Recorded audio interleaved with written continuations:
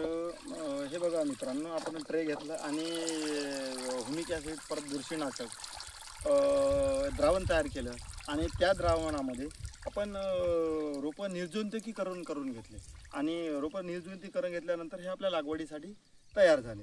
बुरशीनाशकाचं पाणी हे आज आपल्या 12 जुलै आहे आणि आजच आपल्याकडे रोपं उतरलेले आहे आणि आता आपण लागवड करून राहिलेलो आहोत. इथून हे पण शेतकरी बघायसाठी आले की नेमकं लागवड कशी करायची, आपण त्यांना सुद्धा मार्गदर्शन देत आहोत.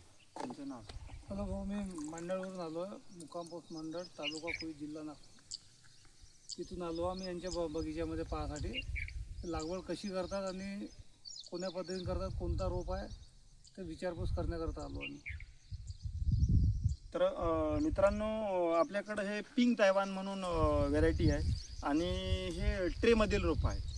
आपल्याला याचं प्लांट 20 रुपये पडलेलं आहे बाय ट्रान्सपोर्ट. आणि आपण याची लागवड आज तुम्हाला सांगतीलच करा.